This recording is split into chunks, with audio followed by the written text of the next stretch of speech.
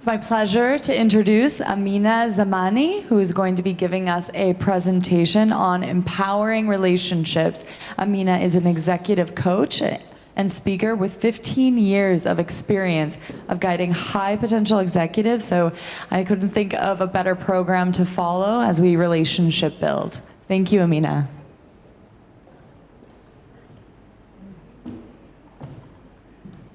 Thank you, Sarah. Hi, Hope House. Thank you. What a cool panel. I really love the idea as we closed about, like, if we're doing all this work externally, we have to leave space internally, right? I heard this quote recently where the gentleman said, the distance between me and you is the distance between my head and my heart. And really what that means is that the closer I am to myself, the more connection I have to myself, the more I recharge, the more available I am for you and the planet and the world. So I'll just back up and share a bit about what I do and talk about this big topic in 15 minutes. So we'll cover it all. So yes, my name's Amina, and my heritage is Afghani. I was born in Pakistan and lived there for 6 years until I moved to the US. And I got into this work because just out of desperation. I grew up in a really anxious home. There was so much trauma growing up from parents that, had escaped war. And they were concerned about the environment, but they were also very concerned about just their safety and security. And I think it's a really strong blessing that we all have enough security and safety to focus externally and to be able to look at the planet. And what I'd really like to do is talk about the bridge of how focusing on our internal landscape can actually help the external landscape. So much of breaking free from our limitations and stepping into our power is about resilience. You see, a lot of times, climate is not my space, but a lot of times when we think about climate and we're thinking about resilience, it's usually physical resilience, right? Did the infrastructure survive? Or socioeconomic resilience or social resilience. But truly, to fully break free and empower ourselves and be available to ourselves, I think we need emotional resilience.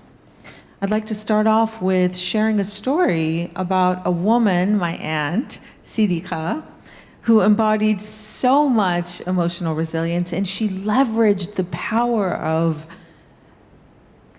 exactly the topic that we just learned, right? Building relationships, intergenerational relationships to make an impact. And then I'd like to share a few tips with you on how you can build your internal resilience. I'm sure many of you know the tips, but I hope that you can really take it in and embody it.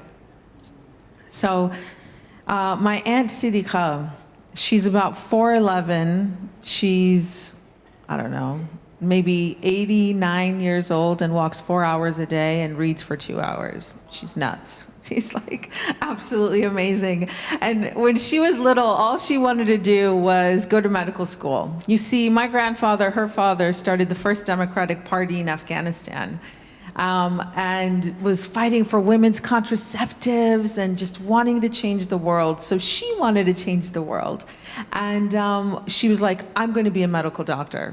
So she studied really hard, got to medical school. And when she got to medical school in Afghanistan, she noticed two things. First of all, the men and women were educated separately. And the men got more and better education, more mentorship. And she was really upset about this. And coming from like an empowered family, she was like, no, we're not going to do this anymore. And she created a coup, basically. And, this little woman, and she said, like, we're all going to go to this school and we're going to take off our hijabs. We're not going to cover our heads anymore. And we're going to demand equality. And she went in, they did the thing, and it didn't turn out well. Sadly, she was taken out of medical school and put on house arrest for 5 years. And like, can you imagine being taken out of what you love the most, educating yourself, and then like not being able to do anything? And so for 5 years, she didn't know what to do, and she felt so hopeless. And because she had nothing to do, she started volunteering and working with the elderly and started helping youth. And she'd go to these elder women and say, oh my God, like, I want to go back to medical school, but what if I fall? And they'd say to her, oh my God, my dear, what if you fly? And so she waited 5 years and went to medical school and got her degree and became the leading gynecologist in Afghanistan and helped thousands of Afghan refugees in Pakistan, right? So she used the intergenerational wisdom of working with the elderly and also the youth to inspire her resilience. She would ask herself every day, like, what does this mean? How can this be better for me? How can I contribute? And volunteering with kids, she saw that they were present and not worried. And so she used these relationships to empower herself. And what I'd like to share with you, that we need community and relationships for empowerment. We can't do it alone. It takes a village to raise a child. It takes a community to make, a change in climate. And so, of course, external relationships matter, but I have 3 tips for us on building an internal relationship with ourselves. So the first one I'd like to share with you is gaining emotional intelligence.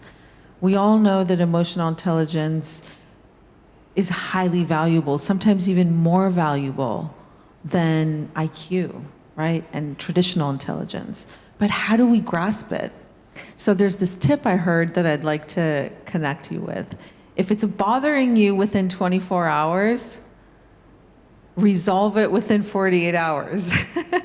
So what that means is, like yesterday, I had a situation totally pissed me off. I was like, not going to talk about it because I already resolved it, but I knew that it would eat me up.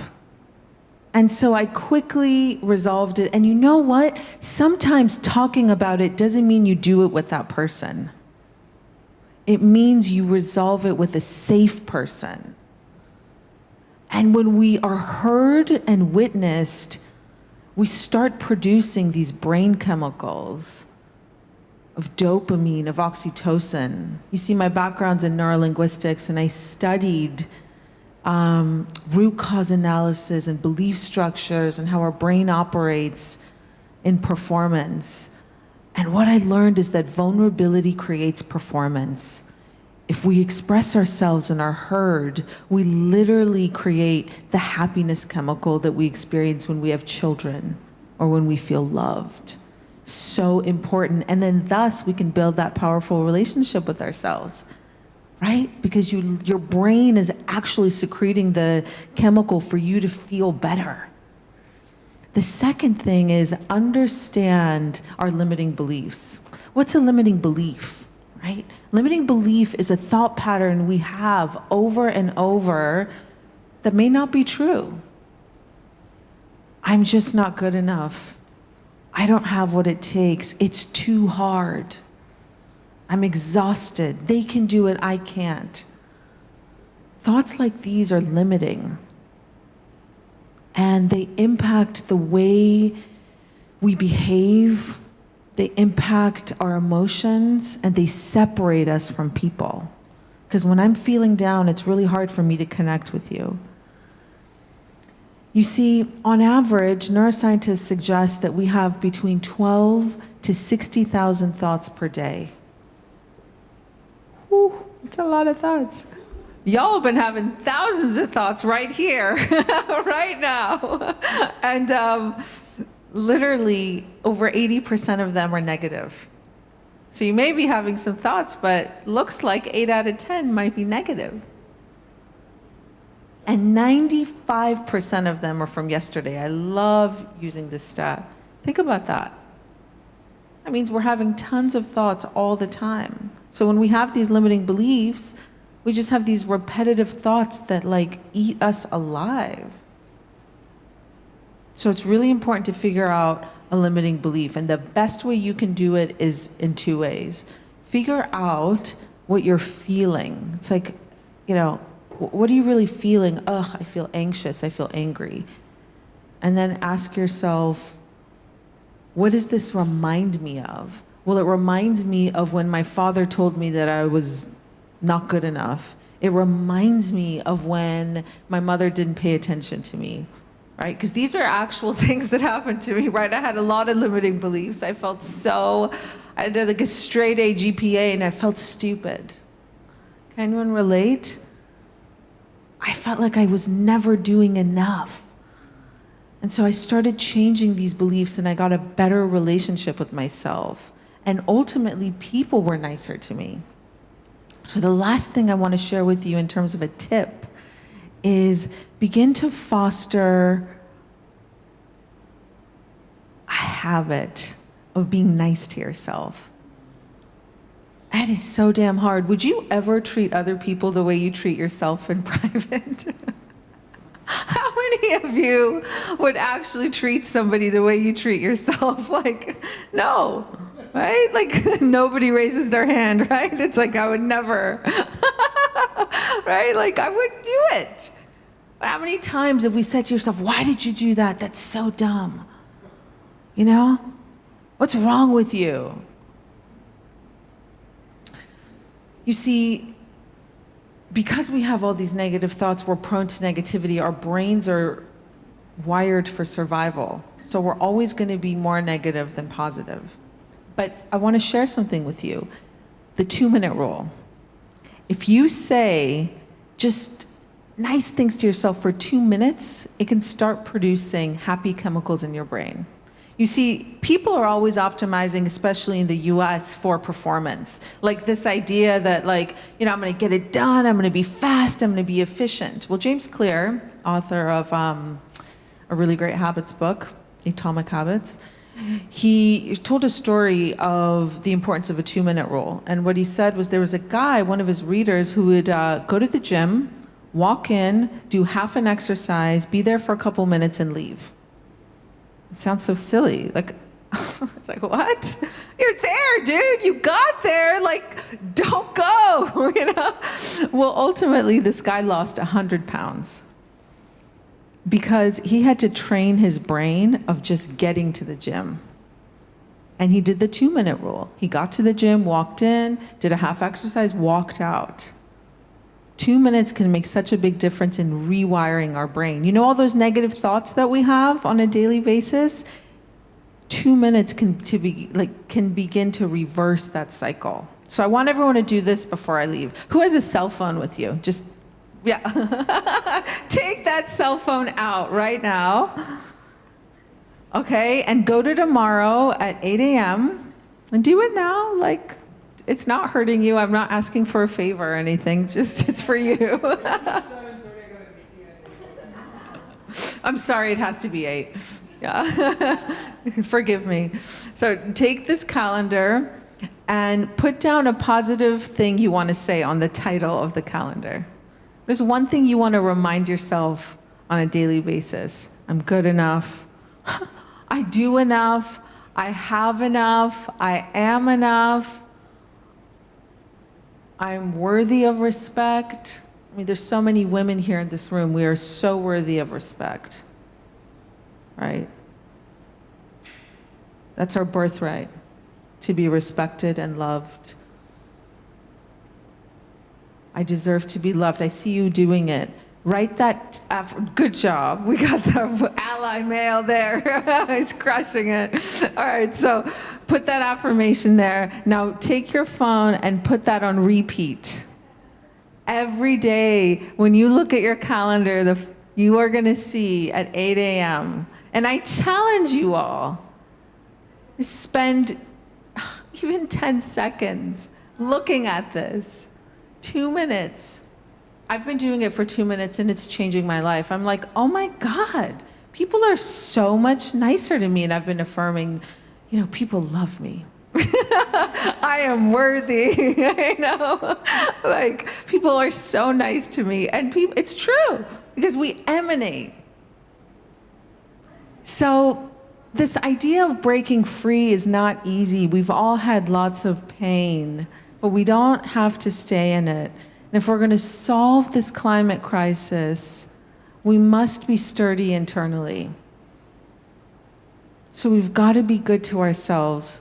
We've got to rewire our brain. We've got to figure out how we can connect to our feelings, acknowledge ourselves, and find that resilience internally that Sidika did. And so I think my time is up, yeah? I have 5 more minutes? Oh, cool. I got 5 minutes. So I want to walk everyone through, wow. Okay, I want to walk everyone through a little meditation. So please close your eyes, if you'd like, and roll those shoulders back, drop your chin, and uncross your legs. Gwen's there. She's out. She's like, her eyes are closed. So everyone, if you can, close your eyes and just drop inside. And I'd like for you to just take some deep breaths. And continue to breathe. Breathe in through your nose, exhale. And bring your left hand and put it on your heart. And drop your chin and really become one with yourself for a moment. Think of someone you really love. And feel them here. Wish them well.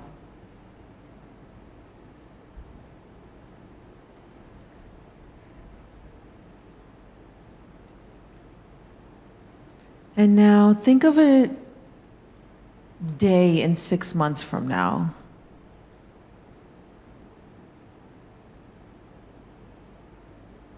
We're in June, basically. And get a sense of yourself in June, really, really loving yourself. Look through the eyes of you when you are in June. And notice the way you stand, notice the way you feel. Hear the words that people are saying to you as you being so loving to yourself. That's right. Feel how work is just maybe getting a little easier. Notice what people are saying to you.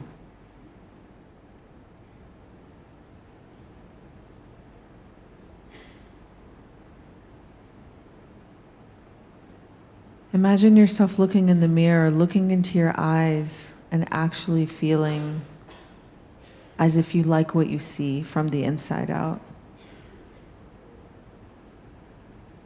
That's right. And now think of the relationships that you've built out of this self-love. Who's new in your life? Who's mentoring you? Who's supporting you? Who are you supporting?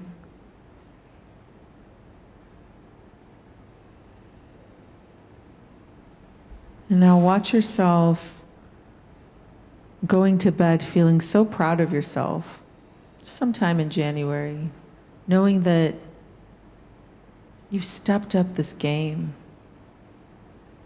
You've implemented this habit.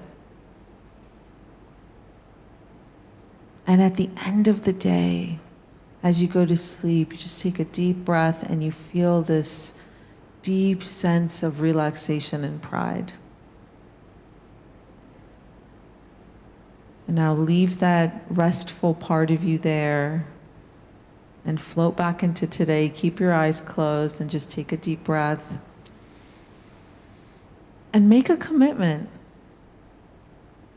that if we're going to break free, neuroscience suggests that we can, and it starts with one little action every day.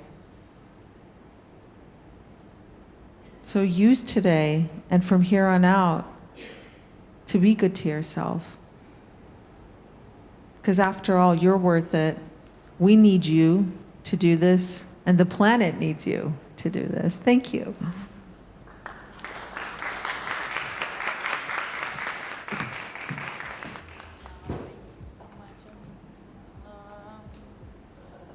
Thank you, Amina. Thank you, everyone, for joining us. That was really heartfelt and needed, and a great reminder to treat ourselves with love and kindness.